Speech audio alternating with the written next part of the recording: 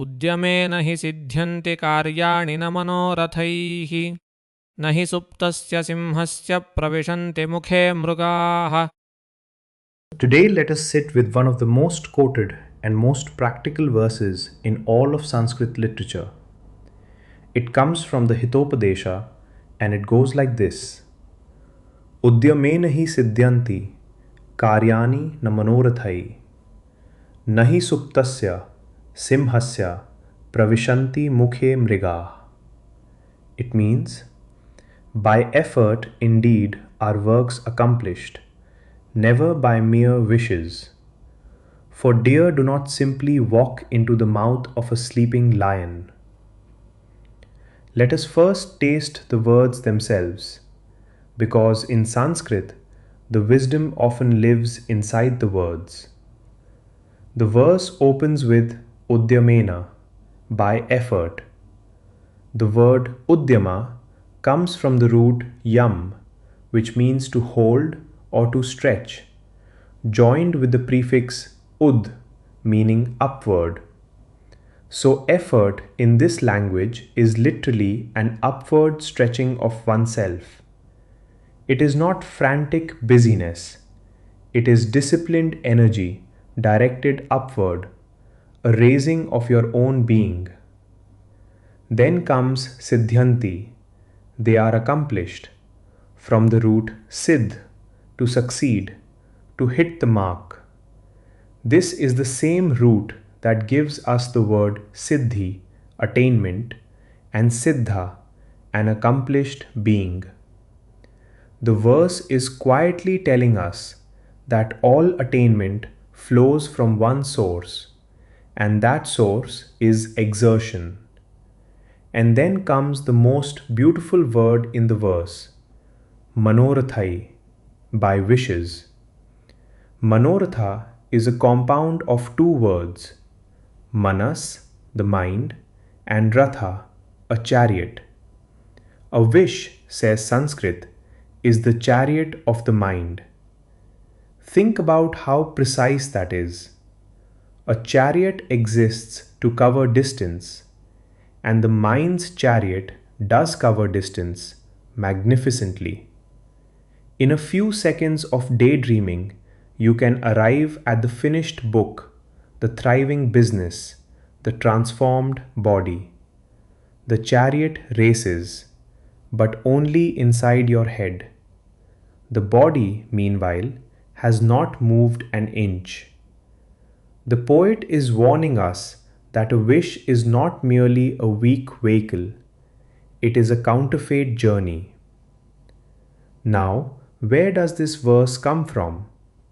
The Hitopadesha, meaning beneficial instruction, was composed by the scholar Narayan Pandit in Bengal, roughly 1,000 years ago, drawing deeply on the older Panchatantra tradition. The frame story matters here. A king named Sudarshana despairs over his sons. They are princes. They have every advantage of birth, wealth, and position, and they do nothing. They are, quite literally, sleeping lions. The teacher, Vishnu Sharman, takes them on, and this verse appears right in the prologue, almost as the thesis statement of the entire book. Even wisdom itself, the book admits on its first pages, is useless to one who will not act. And this is why the poet chose the lion for his image, not a jackal, not a crow, the lion, the king of beasts, the most gifted, the most entitled creature in the forest. The verse is aimed directly at the talented. Your strength, your intelligence, your credentials, your good birth, your past success. All of these are the sleeping lion's magnificent teeth. And teeth digest nothing while the mouth lies open in sleep. Capacity is only a potential. It is never a result. But notice also the hidden consolation in this image. The deer exist. The verse never doubts that the forest is full of prey. The word mriga itself comes from a root meaning that which is to be sought. Opportunity is grammatically waiting to be hunted. The only question the verse asks is whether the lion is awake. What is remarkable is how thoroughly modern psychology has confirmed this 1,000-year-old insight. The researcher Gabrielle Oettingen spent decades studying positive fantasy and found something startling. When people merely visualize success, their measurable energy actually drops and their real world outcomes get worse.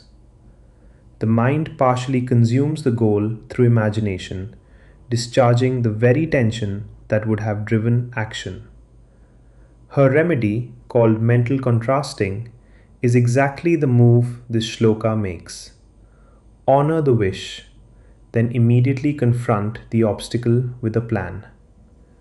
Similarly, the psychologist Peter Gollwitzer showed that goals framed as wishes fail, while goals framed as concrete if then actions succeed at 2 or 3 times the rate. And clinical psychology teaches something the lion already knows. Motivation follows action, not the other way around.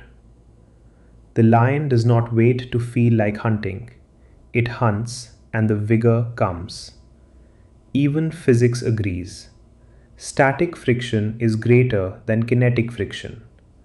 The hardest force in the universe to overcome is the one holding a resting body at rest. So let this verse question you personally. Ask yourself, where am I the sleeping lion?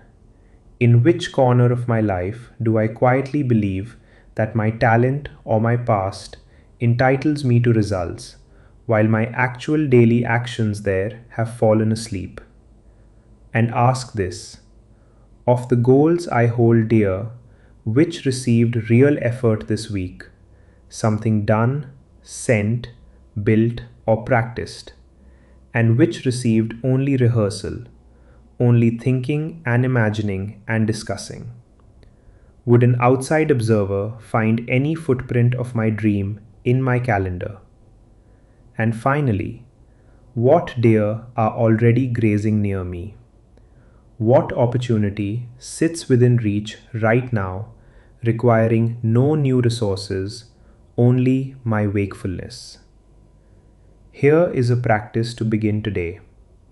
Each morning, before you touch any screen, write one line in 2 halves. First, the manoratha, the wish, stated honestly. I wish for this. Then the Udyama, one physical action, completable today, that moves toward it. Then hold yourself to a simple rule. Any goal you catch yourself daydreaming about must receive one concrete action within 24 hours, however small, or you consciously set it down. Over time, this retrains the deepest reflex the verse points to.